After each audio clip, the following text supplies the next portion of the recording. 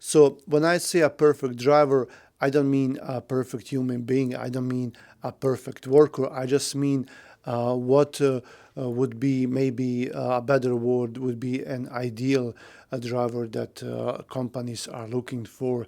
Of course, a company deserves an ideal driver only if they go out of their way to satisfy the driver's needs and to listen to the driver, respect the driver, and understand that that kind of job is a very hard job to do, and you can't ask anyone to go out of their way and please you, but you're not doing anything to satisfy their needs. So when I say ideal driver, I mean that it goes both ways. Okay, so ideal driver is on time.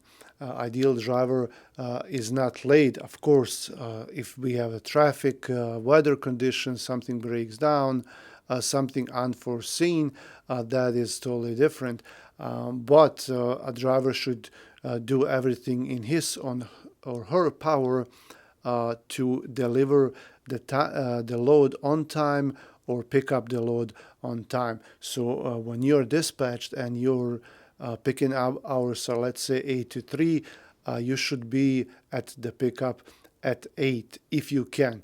Of course, if you have to do a delivery before that, then as soon as you're delivered, then you go to your next pickup. But then also, if your delivery is 8 to 3, then you make sure you're there before 8.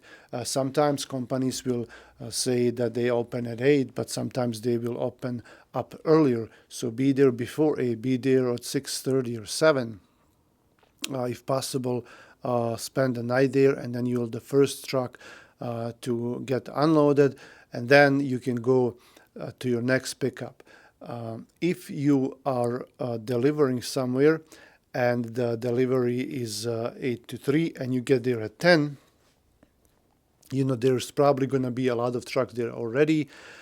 You might not be empty by noon, and then you get to your pickup at 1 or 2. So the idea is that you are always early, and then you're always going to be early.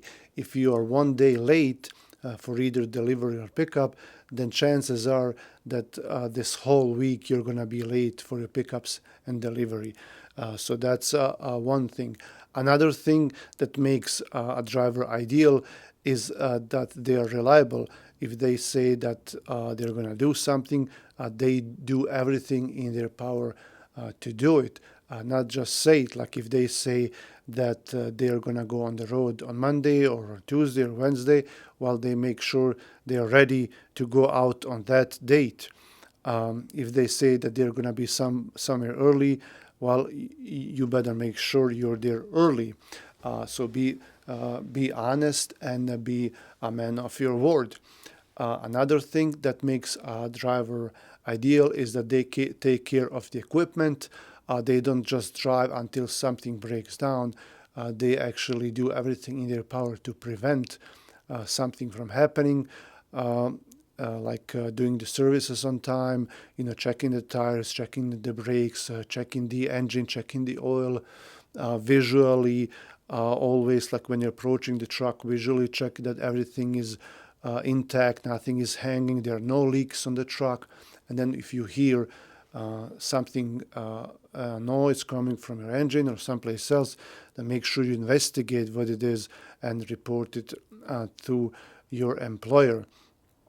And then also, when something breaks down, you make sure you tell that to the carrier, to your employer, so they can address that problem and so they can fix it and nothing else breaks down.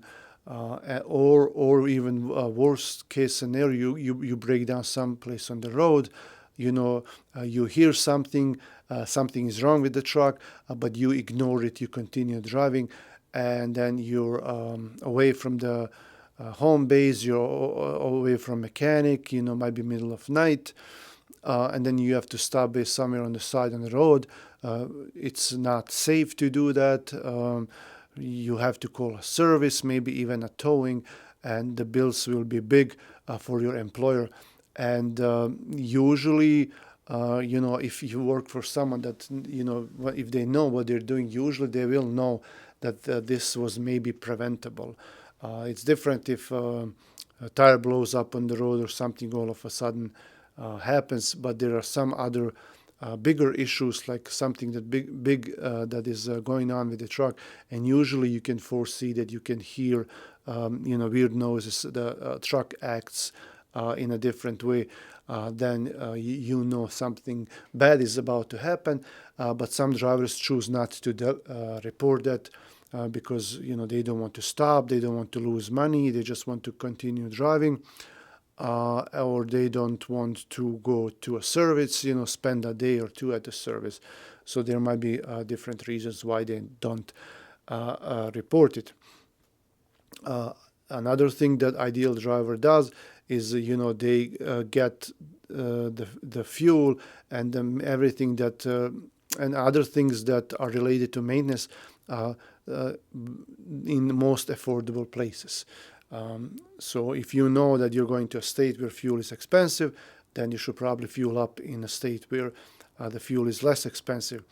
If you can avoid tolls, that would also be great. Sometimes you can't. Sometimes it will take you too long to go around. But if you can avoid tolls, that's also good for your employer. You make sure that your truck is in good order and your paperwork, your logs, are in good order. If you get pulled over by the DOT, when you go over a weigh station, you make sure that the truck is not overweight, that your paper log is in good shape. So that these are a few things that make a driver ideal. And then also, if you're about to leave, it's always good practice to give a couple of weeks of notice. And then in my eyes, I have a lot of drivers work for me, and I can tell, and everyone can tell when someone is not telling the truth. If you're leaving, just tell the truth. I'm leaving because of that. Don't make up something, unbelievable. People tend to not tell their employers the whole truth when they're leaving. I don't know why, but just, tell them, hey, I don't like, the things here. I found a better pay. I, did this. Just, don't lie. Just tell the truth.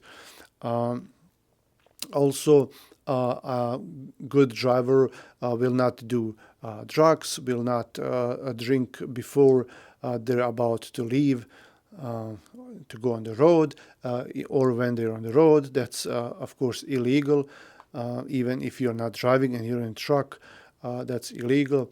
You can get in big trouble because of that. So no drinking, no doing drugs.